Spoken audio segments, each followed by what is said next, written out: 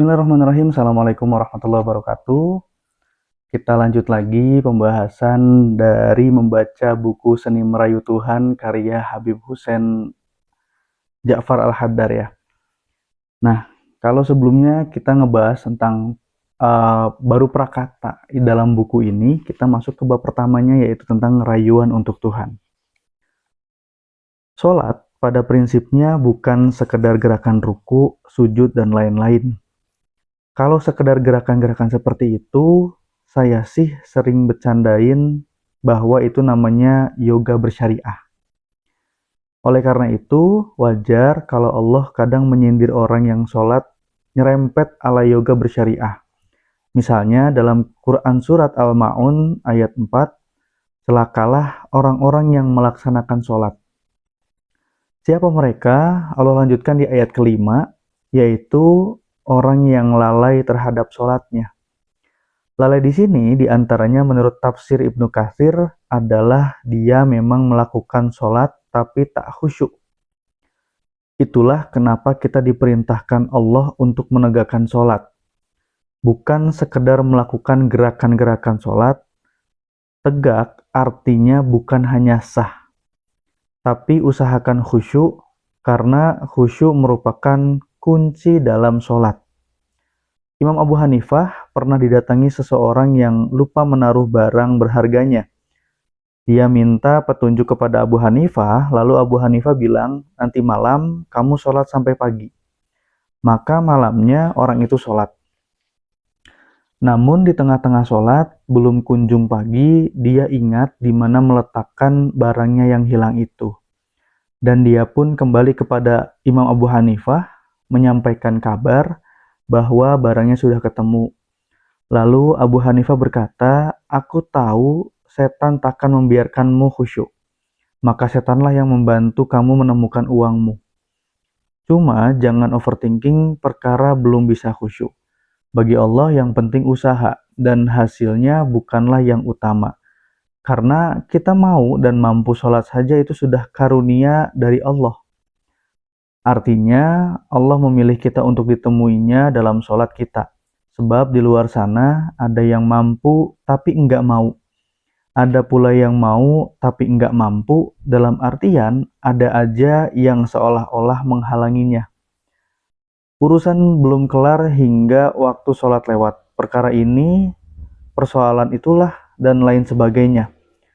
Sayyidina Ali Zainal Abidin, cicit Nabi Muhammad SAW, pernah pucat menjelang sholat. Para sahabat tentu bertanya, kenapa wajahnya pucat? Sayyidina Ali Zainal Abidin menjawab, betapa aku tak pucat, sedangkan aku akan menghadap yang maha kuasa. Masuk akal dong. Kita mau bertemu bupati saja nervous. Belum lagi kalau ketemu gubernur atau presiden. Ironisnya, justru ketika kita mau bertemu sama Allah, malah biasa-biasa saja. Tak ada perasaan sungkan-sungkannya sama sekali. Ini bisa kelihatan kok ketika ada banyak dari kita yang merasa harus lebih rapi dan wangi saat bertemu kekasih, ketimbang ketika menghadap Allah. Saat bertemu kekasih, maka kita terus memperhatikan kekasih. Semua ucapannya disimak baik-baik, begitu menghadap Allah biasa aja. Betul memang ketika sholat Allah tak pernah memandang pakaian model apa yang kita kenakan sepanjang masih suci dan menutup aurat loh ya. Hanya perlu diingat, ini bukanlah soal cara pandang Allah ke kita, tapi bagaimana adab kita sebagai hambanya. Ketemu makhluk Allah saja, kita rela bersusah payah, berdandan, kadang sampai perlu beli baju baru, tapi begitu ketemu empunya alam raya ini, kita malah terkesan meremehkan. Coba deh kalau dipikir-pikir lagi, apa iya kita sampai hati jadi hamba yang sekurang ajar itu? Dalam perkara lain, yakni soal istilah haji mabrur. Misalnya, berangkat ke Mekah melakukan segala macam ritual haji bukan jaminan seseorang layak disebut haji mabrur. Mabrur di sini dimaknai mendapat kebaikan. Artinya, haji mabrur adalah ketika seorang jamaah haji pulang dari Mekah. Dia tidak sekedar mendapat embel-embel gelar haji, tapi juga berubah menjadi orang yang lebih baik. Lebih baik dalam beribadah, lebih baik dalam upaya menjauhi kemaksiatan, lebih bijak ketika menyikapi perbedaan dan lain-lain.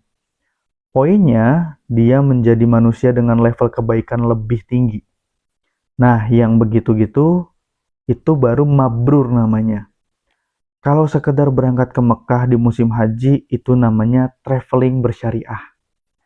Yang kalau pulang cuma bawa gelar haji buat dibanggakan, padahal itu tidak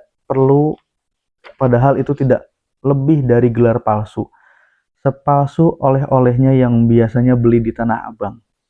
Setidaknya kita bisa belajar dari salah satu riwayat yang bisa menggambarkan bahwa orang bisa berangkat haji itu tidak melulu otomatis mabrur.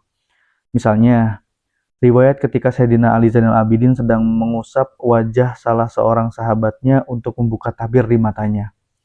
Usapan ini bikin si sahabat bisa melihat wajah-wajah jamaah haji dalam menampakkan yang sejati.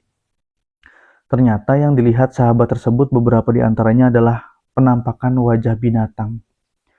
Siapa mereka ini? Mereka yang berangkat haji dengan mata uang haram, berangkat haji untuk pencitraan demi bisa menaikkan status sosial, memaksakan diri mencium hajar aswad sampai menyakiti orang lain dan lain sebagainya.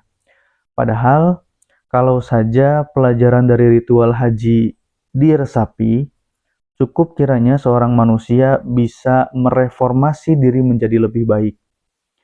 Kita ambil contoh yang remeh saja. Dari pakaian ihram yang putih polos itu misalnya, dari sana kita bisa belajar bagaimana Allah mendidik kita untuk tidak menyombongkan pakaian kita. Dan tidak melihat orang dari pakaiannya, baik itu harga pakaiannya, pangkat yang menempel di pakaiannya, dan lain-lain. Lagi pula, hal apa kira-kira yang bisa disombongkan dari sebuah kain polos? Yang fungsinya balik ke konsep awal pakaian itu ada di muka bumi ini, yaitu dimanfaatkan sekedar untuk menutup aurat dan untuk membedakan derajat manusia dengan makhluk yang lain. Dari konsep pakaian ihram itu pula, kita bisa belajar bahwa di mata Allah, semua manusia itu sama. Cuma beda pada taraf ketakwaan semata. Buktinya, ketika menghadap Allah, kita tak membawa apa-apa. Kecuali pakaian putih polos itu juga kan. Kalau dalam irisan yang lain, hal seperti ini kira-kira layaknya zakat dengan ikhlas. Sama sholat dengan khusyuk, haji dengan mabrur, dan zakat dengan ikhlas. Ikhlas di sini dimaknai bersih, yakni bersih dari pamrih atau perasaan ingin disanjung-sanjung manusia lain. Zakat dilakukan murni dengan motivasi untuk mendekatkan diri kepada Allah. Tak ada yang lain. Lagi pula, kalau aktivitas zakat dilakukan tanpa keikhlasan, ya itu namanya tak lebih seperti pajak bersyariah. Sudah rugi harta, rugi tak dapat pahala pula.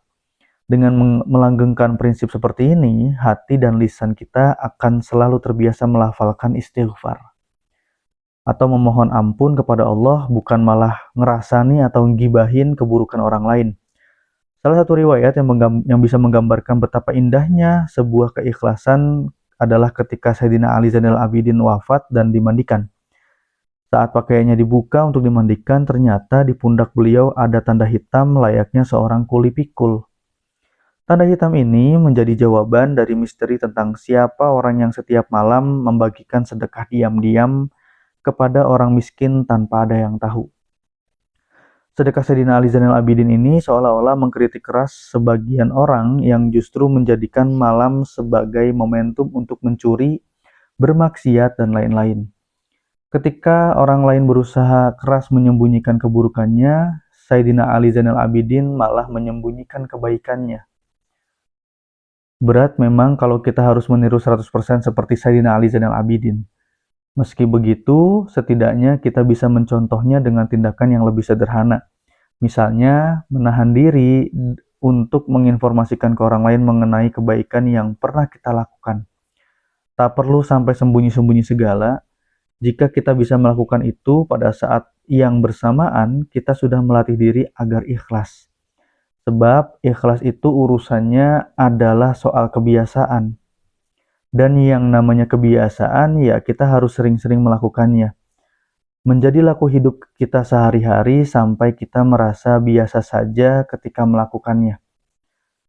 Pertanyaannya, lalu bagaimana? Pertanyaannya kemudian, lalu bagaimana dong agar kita bisa mencapai khusyuk, mabrur, dan ikhlas? Pertama, pahami makna setiap ritual, sholat, haji, zakat, dan ritual lainnya. Jangan hanya tahu rukun dan syarat sahnya saja. Ibadah itu bukan hanya untuk dijalani secara fisik, melainkan secara batin. Begitu juga pahami dan resapi apa yang dibaca saat sholat, apa filosofinya sujud, apa maknanya tawaf, dan lain-lainnya. Kedua, mengimani bahwa semua ibadah untuk Allah. Jangan cemari dengan pencitraan dan lain sebagainya. Misalnya, kadang sujudnya ke Allah, tapi menghambanya ke makmum. Buktinya kalau sholat sendiri bacaannya surat Al-Ikhlas, dan itu pun cepat. Tapi begitu ada makmum, bacaannya surat panjang, dipelankan, dan nadanya dibagus-bagusin agar dikira orang yang soleh. Ketiga, sadari bahwa hidup yang hakiki adalah di akhirat kelak. Dan ibadah adalah yang bikin kita jadi crazy rich di akhirat. Dengan begitu, jangan pernah mau menukar ibadah dengan hal-hal duniawi. Sholat hanya agar rezekinya lancar, dapat jodoh segera, dan lain-lain. Keempat, sadari bahwa output dari semua ibadah adalah akhlak yang baik dan pikiran yang bijak.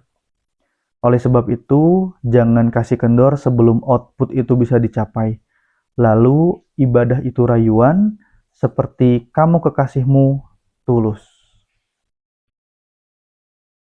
Demikian, dari bab 1 ini udah kita baca. Untuk selanjutnya nanti akan di-upload selanjutnya. Jadi buat teman-teman, kalau misalkan pembacaan buku Seni Merayu Tuhan ini bermakna banget sebenarnya sih untuk didengar kalau misalkan lagi senggang. Jangan lupa untuk subscribe, like, dan komen, dan share buat ke teman-temannya. Terima kasih udah yang menyimak dari awal sampai akhir. Assalamualaikum warahmatullahi wabarakatuh.